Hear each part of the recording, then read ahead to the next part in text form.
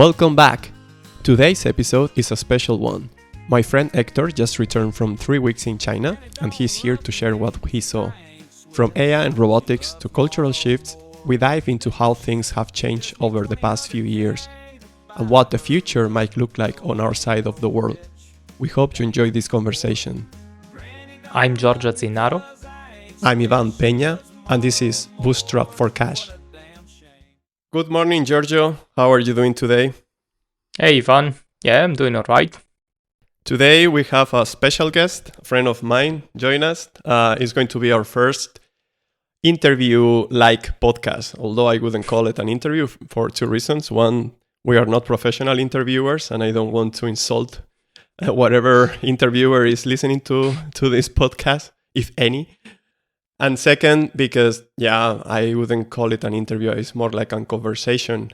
An interesting topic he's bringing us, and I wanted to talk about it with him already in private. So I said, why, let's do it publicly, because we are public builders, right? So let's expose to the public the information you need to bring us.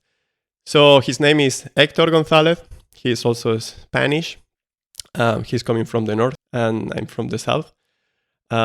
We like each other. Actually, that's not the normal case, right? Because the northern people don't match pretty well. It's a different culture compared to the southern people, right? But surprisingly, we like each other. So I don't know if you want to do a short intro about you, Héctor. Thanks for having me. I've been listening the podcast that you have been making so far, and I really enjoy it. That I think you really give a very honest view about what means being an entrepreneur, right, and building, and especially now in the world of AI, that so many things are changing. Thank you. Yeah, no worries. My name is Héctor González, and I'm, as Iván mentioned, I'm originally from Spain, from northwest, beautiful area. If you haven't been there, it's pretty similar to Switzerland. Yep, that's right. We have as well lots of cows and cheese and lakes, and but we have also the sea and the beach. So it's that's true. An enhancement. And then started my life there, and then I decided to move to the UK when I was 20 something. And then went to Edinburgh, as well, another beautiful city. I stayed there 7 years. I really enjoyed my time there. And then I started working for a fintech company, and then that was a Swiss company. And then with that company, I moved to Switzerland 7 years ago as well. And now as well, I have been 7 years here in Switzerland, and I'm currently working. Still in IT, but for an insurance company. I'm currently working for Zurich Insurance.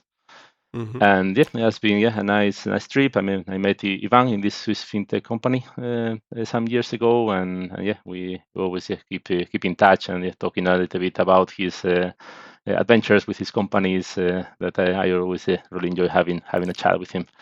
Normally we chat with a beer with us, right? And today is more coffee. Yeah, have my coffee here. Yeah. So maybe one day we can do it with beers. Maybe it's even more interesting in the podcast. Yeah. So you're bringing us a quite interesting topic that there is not much information about because it's quite private or a closed environment, let's say. But I think it's quite important because it's supposed to be the next the next economy that is going to take over the world order, right? At least that's what Ray Dalio is saying, right? And it looks like it, but so the topic for today is China. Why do you bring us China? What's the background? Why do you know about China? Mm-hmm. So when I moved to Edinburgh, then I met my wife, that is from China. So then, we usually go we tend to go every 3 years. Before COVID, but then when COVID hit, China as well was closed for some time. So then maybe it was maybe 5 or 6 years without going to China, and then we started coming back again now. And it's amazing how everything changed like so quickly. It's the adoption of technology is just astonishing. Mhm. And I think that sometimes it's very difficult, very different from the view that you get from newspapers. So that's why I think that it's always a topic that I like as well to talk with my friends every time that I come back, friends and family, to share my opinion.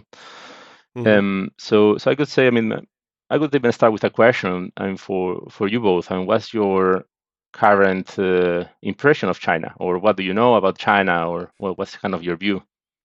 Giorgio, go for it. Not much, obviously. That's what I normally do, right? When I don't know something, it's like, Giorgio, do you want to share your opinion? Well, I can't say I know much, right? Except what you, as you say, hear from the news or the Western world, view of China. I know that I know that they innovate. I know that they are growing at a quick pace. Anecdotically, I could say, or what I know directly, I recently bought a lens from China. I was astonished by the quality. It used to be just a few years back that everybody was only saying bad things about Chinese, camera lenses, and it was all Japan. It seemed like they were the only ones capable of doing that. But no, it's not the case since a few months actually, and they've been doing impressive things. So it's clear they're evolving all the time. Well, we could of course touch on AI or what they've been doing with AI. I think DeepSeek and Quen, that there is something going on there. They're evolving at a quick pace. And Manus as well. Manus, I think that they are on the frontier, so it's clear they're doing a lot. But I always have the feeling that what we see is very little. There is this barrier that's also, I guess, the language makes it very, very hard to know more. I guess it stops pretty much there. The only news I think I've been hearing more lately is always about Chinese real estate, and I knew nothing about Chinese real estate before, and I still know nothing now, so I don't know what that's supposed to mean. But it's what everybody talks about, so I'm curious. I'm really curious to hear firsthand. For me, China was like, I remember as a child, everything was made in Japan and made in Taiwan and so on. And then at some point, everything was made in China, right?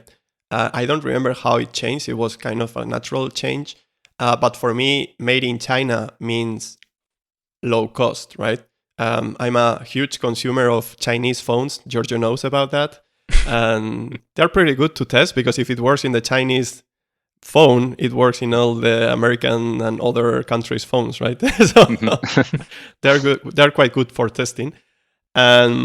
But yeah, for me, the image, or my Western image from China, is still like low cost. But I heard, and we will talk more about that afterwards, that this is changing, right? So I think it's quite interesting what is happening there. And so you wrote a post lately about it, about your experience in China. We will probably, we will add your post in the comments afterwards in case someone wants to click there and you get some followers. And one of the questions I had for you is, you talk about air quality. We all read about China being the most contaminating country in the world, right? Together with the US, because industrialization. But I think that's changing, right? Yep. And you said that 7 years ago you went there and the air quality was different.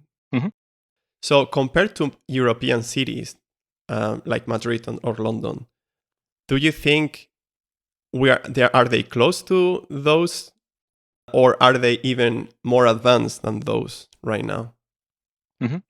Yep. So, I mean, in terms of air quality, I think that maybe I need to share a little bit the experience of the first times that I went to China. That this is already maybe 12 years ago, the first time that I went there. And as well, the first time I went through Hong Kong and then went to Wuhan, is where my wife is from. And when you landed there, I mean, you couldn't see the sky, like literally.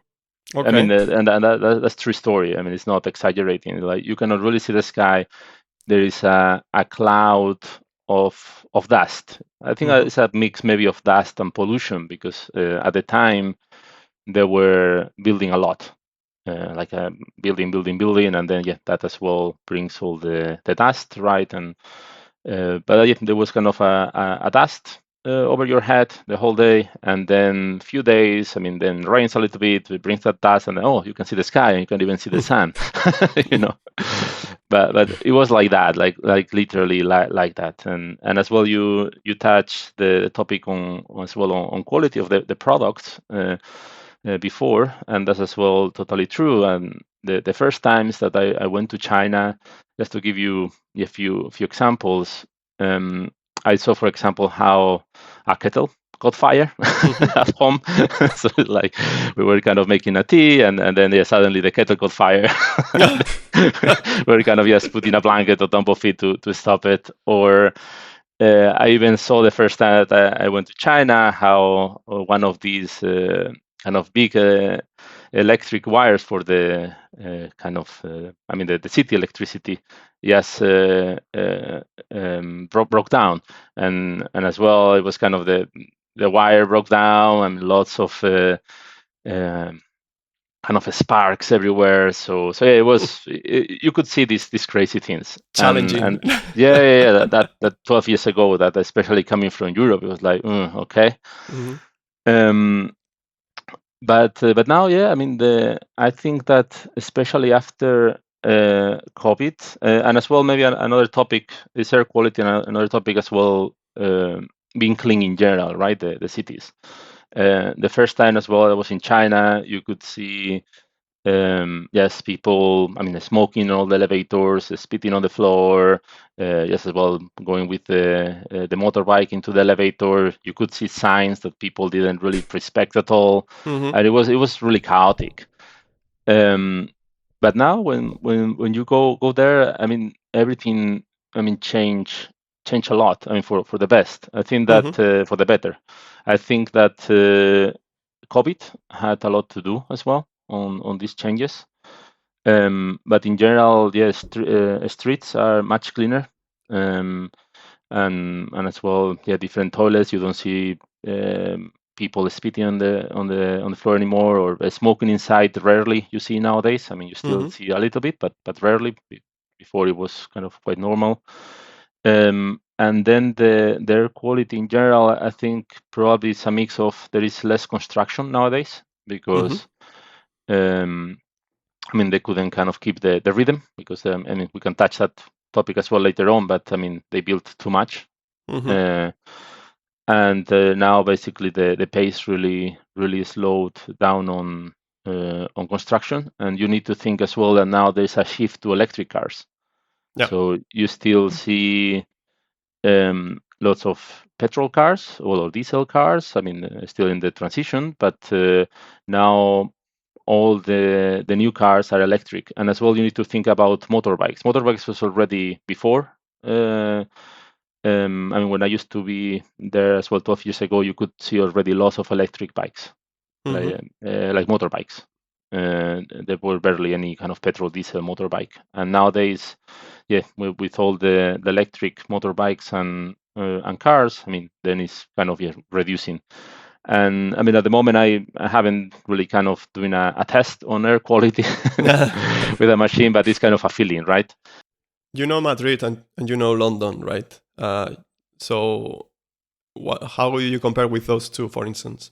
Yeah, I would say, I mean, London I haven't been in a while. I think Madrid, I've been there, yeah, not long ago. So, but I mean, to me feels, I mean, maybe let's compare London with Wuhan because they are kind of similar in terms of Mhm. population. And I mean, nowadays, I mean, the last time I was in Wuhan, I got kind of really good impression. I mean, it feels kind of a newer Madrid, to be Mhm. honest. Uh, and in terms of air quality, I mean, for me, I mean, feels similar to. I mean, it's a big Okay. city. I mean, it's not the let's say the countryside. It's not Switzerland.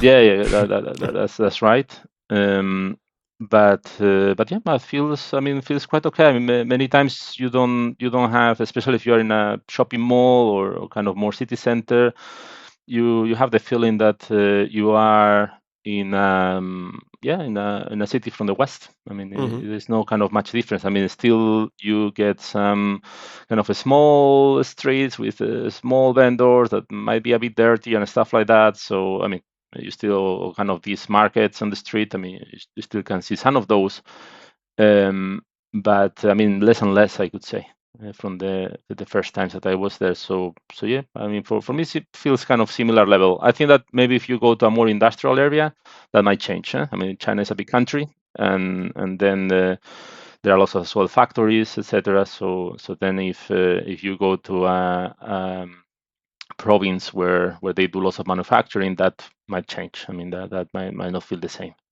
You said that when you went last time, people, or 10 years ago, people were speeding on the streets and so on. And in my opinion, this is my personal opinion, but I find it quite interesting because I see that like a cultural thing, right? And now you said that that's not happening anymore, or at least not so often. So I see, or my personal perception is that Chinese people change their culture. That happened in less than a decade.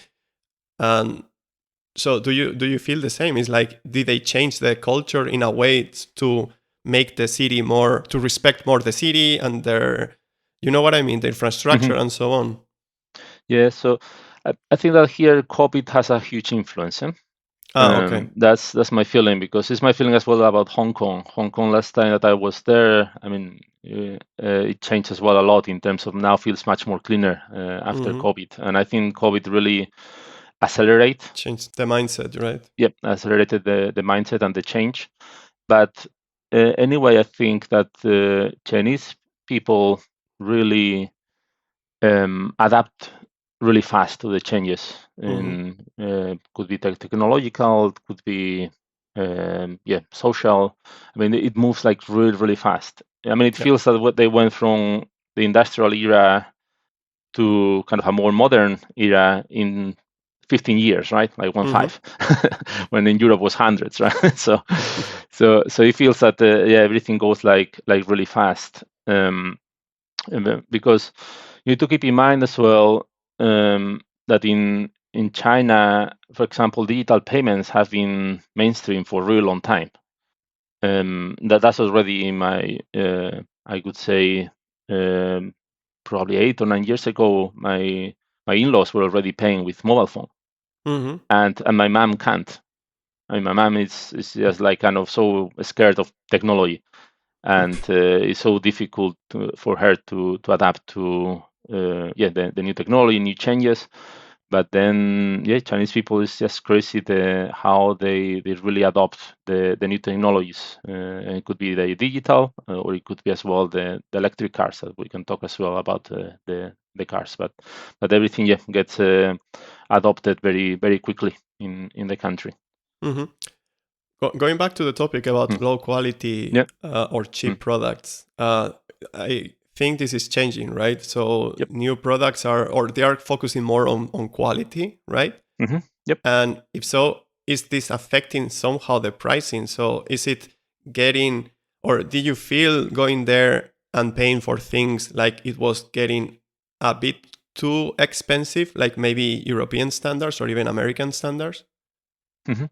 So I mean, the quality improved as well in how they build products across the board. I mean, as Giorgio mentioned before, many of the products start feeling more Japanese. I mean, if they put you through two products, one by side, a Japanese product and Chinese products, many times you cannot really tell the difference anymore. I mean, they feel nice and are nicely built. In terms of the pricing, I mean, in China you can find any price range you can imagine. So if you go to a shopping mall, I would say that prices are similar to here, maybe a bit cheaper, but it's not that people might expect to go to China and suddenly everything is half price. I mean, that's not the case. So if you go to a nice shopping mall, I mean, things will be as well similar to here, and premium brands you will pay for them similar to here. The difference is that then in China you have a huge spectrum then of offering to get products, so you can go as well like really cheap. I mean, and as well same for food and same for any product. So I could say that on one hand, yes, I mean, it's more expensive and you get more quality, but it's more expensive, but you still can go cheap if you want. And then of course, I mean, with the price as well decrease the quality. But I have to say that I mean, even things that are cheaper, they have decent quality in general. I mean, it's not that you find lots of cheap, crappy stuff that barely works. I mean, at least that's the minimum, if you know what I mean. The cheapest stuff. Then the more premium you go, the better it feels, the more functionality it might have. So those are my favorites, the crappy ones that cover the basic needs, right? The kettle that catches fire. Yeah, exactly. I mean, if the kettle is getting fire, it's fine for me. I just put it out and that's it, right? If it's cheap, it's fine. Yeah. But just for example, just to just continue the example of the kettle, right? The first time I was there, you get this kettle, right, that catches fire, like really crappy, and sometimes feels even a bit scary because of some of the products that might kind of get destroyed or something. But for example, now, I mean, my in-law has a kind of a nice table that has kind of built kind of kettle, I could say. I mean, it's not it's kind of the induction, let's could say. It's like kind of induction cooking, and it's a built-in table. So then you just click the button, and then heats up or boils the water for you, etc. So you can see kind of the evolution on all these objects, and I think as well nowadays they pay lots of attention on small details for enhancing the experience as well with all these products. I mean, premium is at the end like that, right? Like if you want to provide premium, at the end you need to focus a lot in the user experience, right? That's right. Yeah, and maybe an example for a car, right? That I was as well kind of seeing some cars, etc. So the brand, I mean, I think here in the West, most of the people knows BYD, right? This brand. I mean, this another one. This called Great Wall, and just kind of had a look inside, and I mean, it was really nice, and really nice leather. I mean, all kind of the touch felt really nice. Then in the back, it was kind of a van, kind of a new modern van, and then you have 2 individual seats for the kids. With all kind of, it feels kind of a business class seat of a plane. So it's individual for you, like as well, really comfortable. You can as well handle all the different type of configuration for heights, reclining, etc. Then you get as well a small tray from the top, like the plane, so then the kids can eat. You get as well the screen as well, individual for each kid. The air mask as well.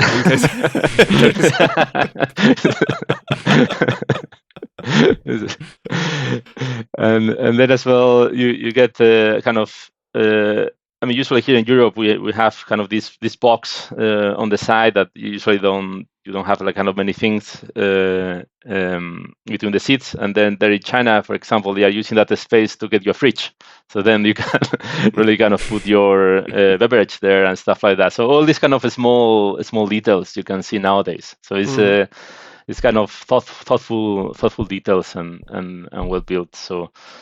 And I think that, I mean, kind of continue the discussion with this the kind of changing on quality. I think that where now they are struggling, so they are building lots of really nice things in house in China, but what that they are struggling with is to start selling this to the rest of the world, right?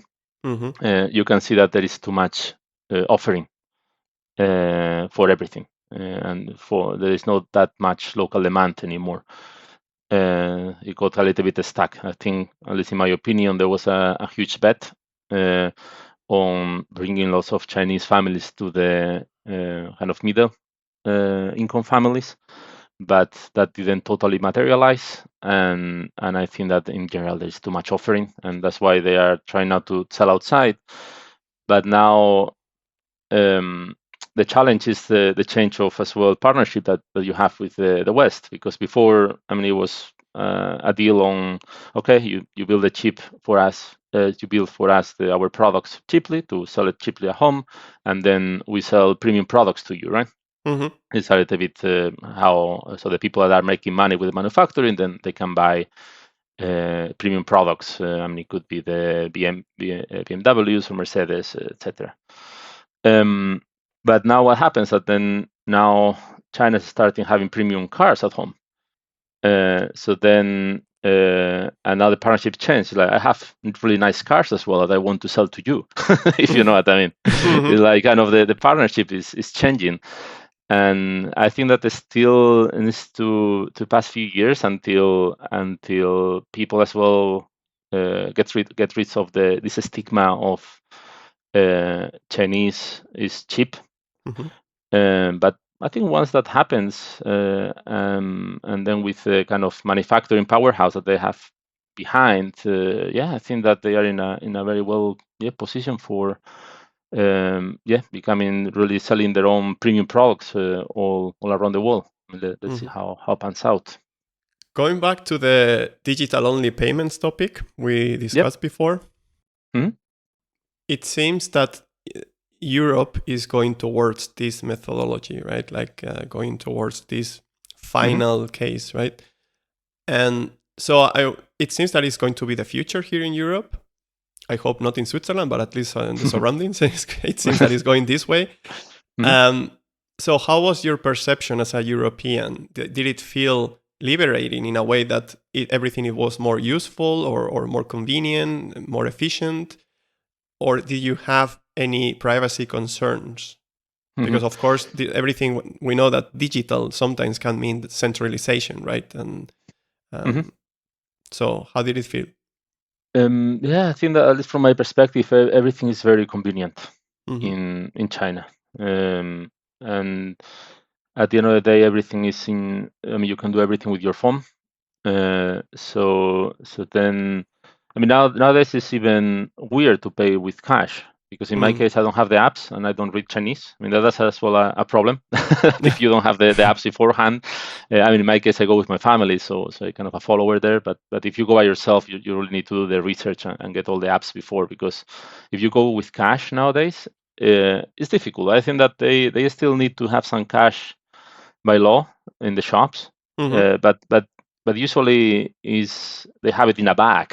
They're like a few coins and few notes, and then it's difficult. And then even if you go to, for example, imagine a coffee shop, right? You enter a coffee shop, and then the picture is the following. You see basically the baristas are working like really hard. They are kind of getting orders online, and then people picking up orders. So maybe you have kind of, I don't know, a small place, two baristas, and just getting orders online and just making coffees and preparing it, and then other people get sent to deliver. And then you enter to the shop, and then, okay, I mean, you need to wait a while until someone looks at you, and then they look at you, and then you try to order a coffee. And at the end of the day, what they do is like they order in the app for you, if you know what I mean. So they go into the app, they order for you in the app, and then they struggle to give you change usually, and usually they are really nice, and they round the change in your favor a couple of times. I want to give a tip. I want to give a tip. But they were like kind of really no, and they round the change in your favor. That I think that it was quite nice and honest. Is it everywhere like that? Like you cannot tip? Is it not allowed, or is it just cultural that they don't want it? I think it's cultural. I think that probably if you go to a resort or something like that, I mean, you will tip and everything is fine. They will be used to it. But I think maybe more in kind of day-to-day places, they are not used to it, and then I mean, I couldn't as well explain myself. So then I was trying to tell, yeah, it's for you, fine. But then they were, no. And they were kind of, very honest about it and rounded on my favor. And they were nice. But yeah, it was always a bit of a hassle for them. It's not easy. Well, when you are with your app, you need to think that it's super efficient, right? It's like you have two guys there just making coffees or teas or whatever. And then as people order, and then you just kind of get a backlog of the staff, and then it's already paid, right, in your phone. So it's like you don't really need to give change or round it, or now I get rid of change, don't have any change anymore or anything. And as well, there's as well lots of delivery there. So then usually you order and you just get it delivered to your hotel or your house or wherever. I have one question here, because it seems that what you describe is like factory-like solution, right? Like you get orders in a pipe and you just serve them, and it's like next, right? Yep. But I see a lot of change now in Europe, especially, and also probably in the US, but I was not there for a long time, so I cannot talk about it.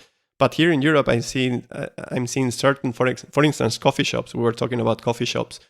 Certain coffee shops, there is some barista there. They know a lot about coffee, specialized coffee.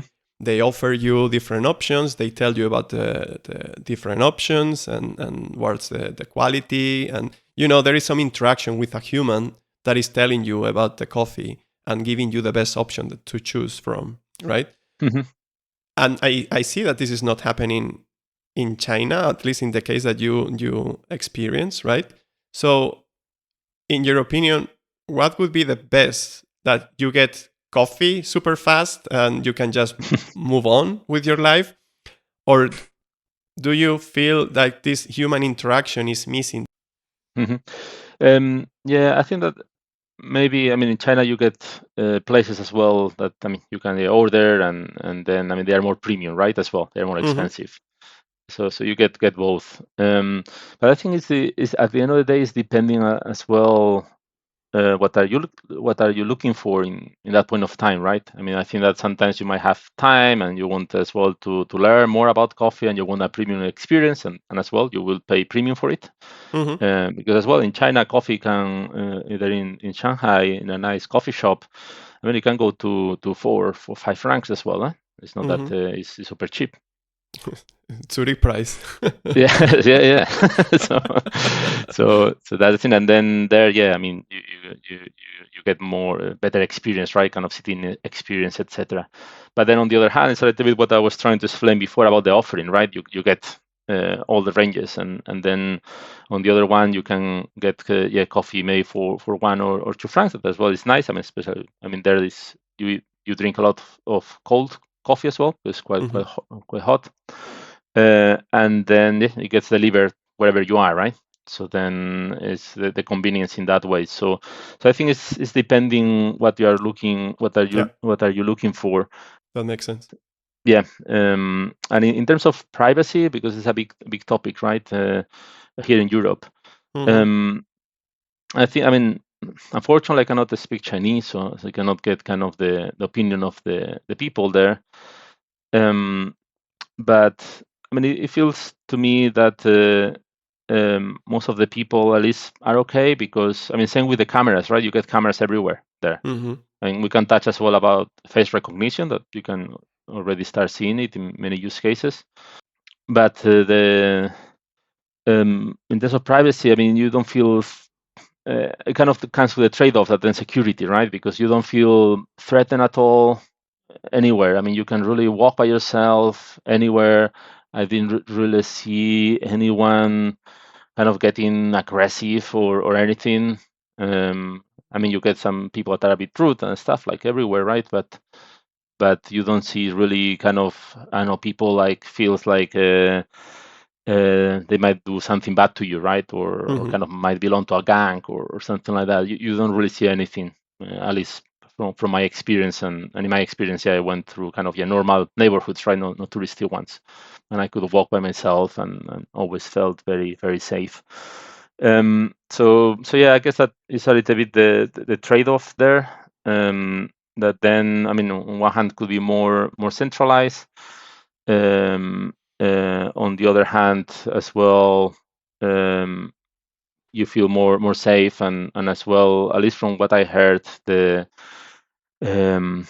let's go say black money payments reduced a lot as well, because there used to be lots of corruption in China back in the days, and that improved. Is what you heard. I mean, maybe it's political as well message, maybe as well, but at least from what you hear, is that reduced. So at least for me, it comes with a trade-off, and I think that I mean, for me, the trade-off worth it, at least in my opinion. I don't feel very concerned that, I mean, people knows where I was or what I bought.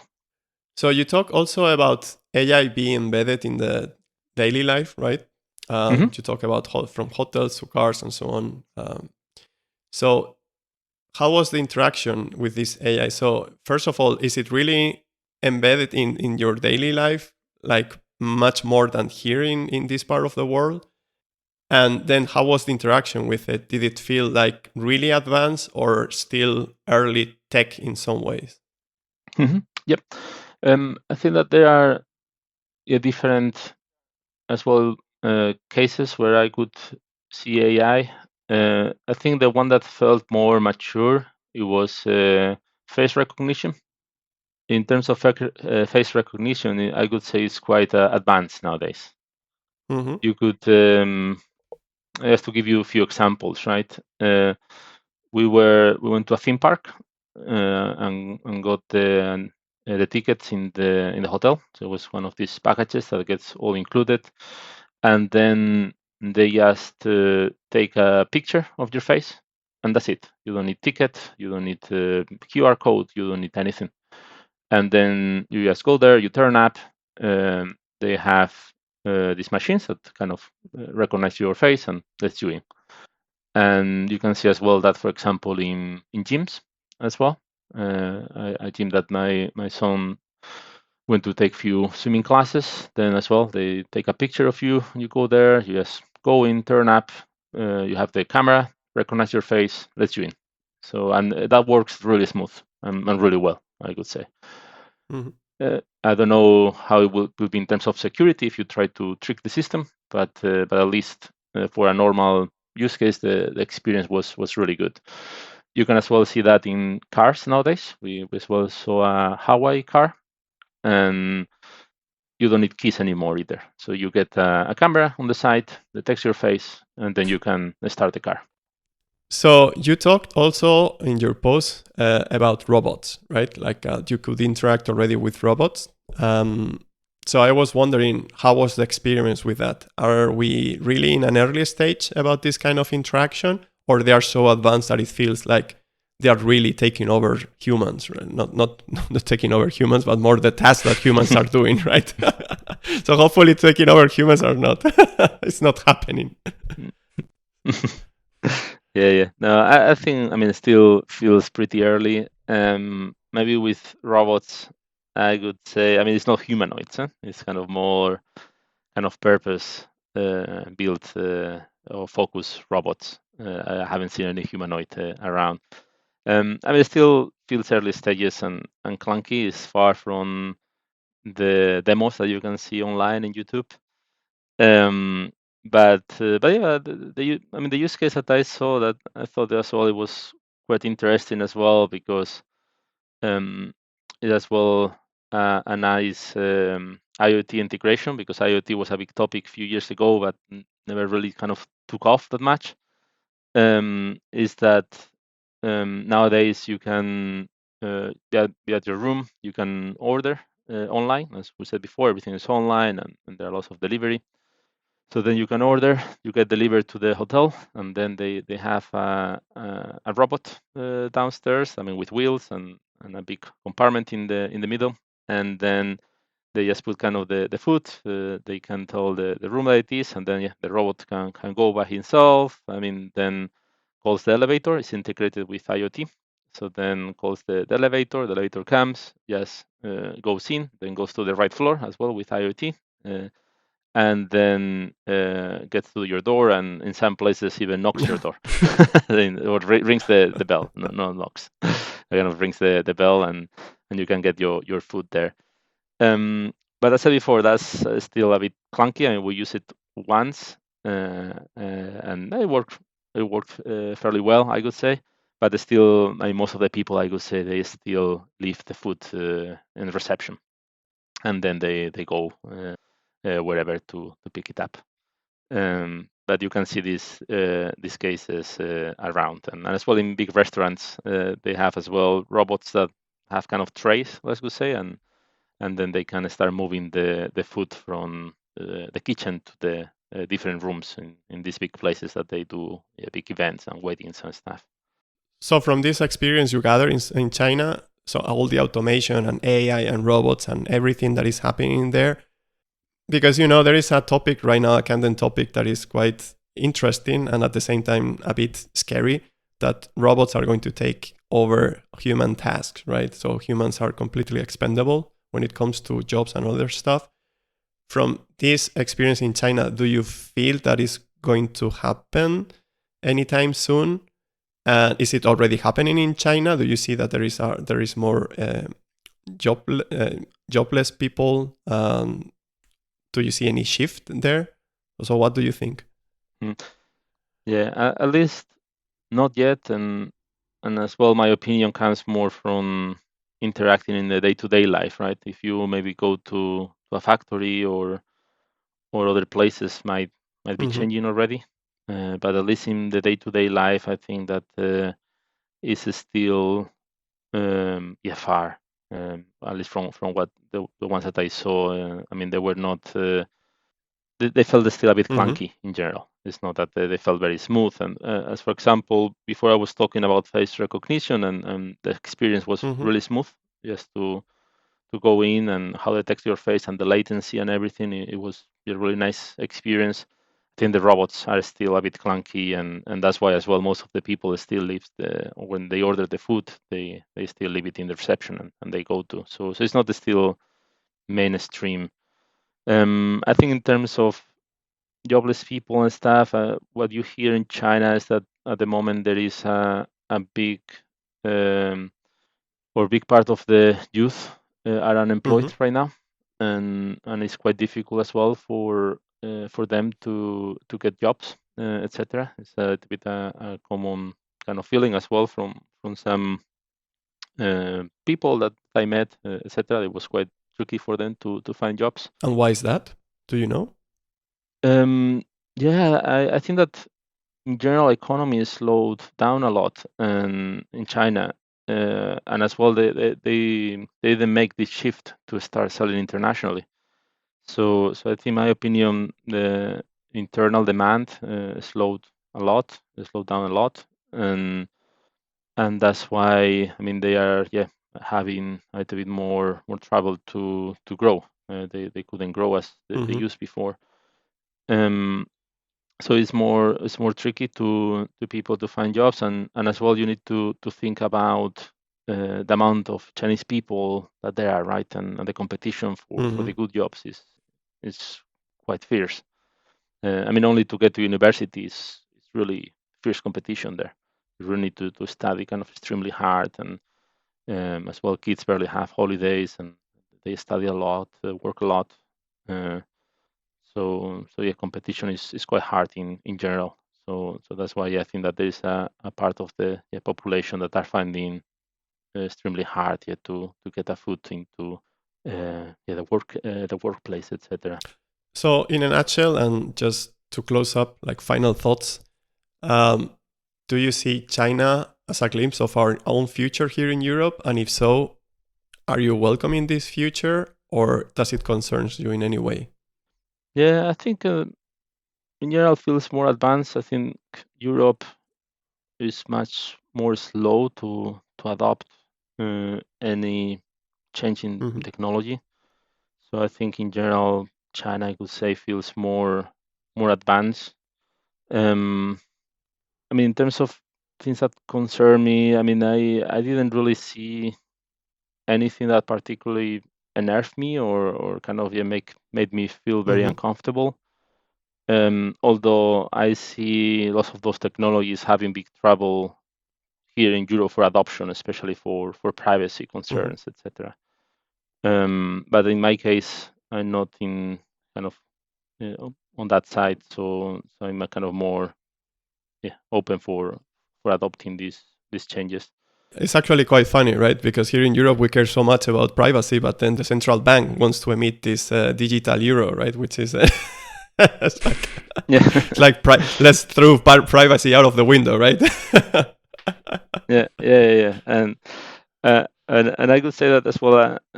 And a paradox between China and Europe as well. I could say, I mean, China, you get all this technology and new technology, and adoption usually is quite quick as well, etc.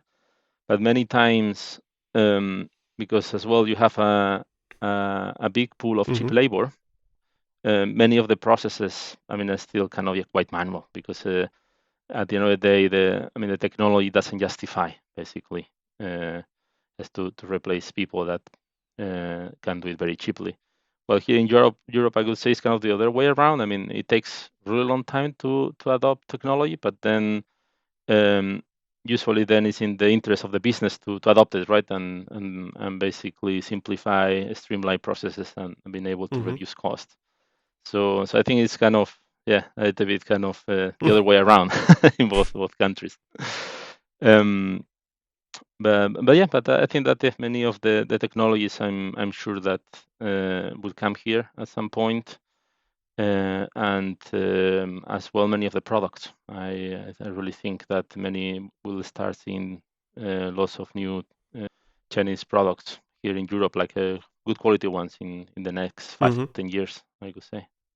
Héctor, thank you very much. Muchas gracias for your time. And so I hope, guys, you found this interview interesting. And if you want us to do more of this content, please let us know in the comments. Hopefully you will. Giorgio, any thoughts on your side? No, thank you very much. It was a very interesting glimpse into China. Yeah, because we cannot go now to China. We need to save a lot of money to survive. We are in saving mode, like top level, right? And so yeah, probably going to China is maybe next year. Yeah. No, thanks very much for having me. And I have to say that now it's easier than ever. You can go visa-free for 30 days nowadays. So then it's quite easy to get there and then explore a few cities around. Again, thank you very much. Yep, thank you.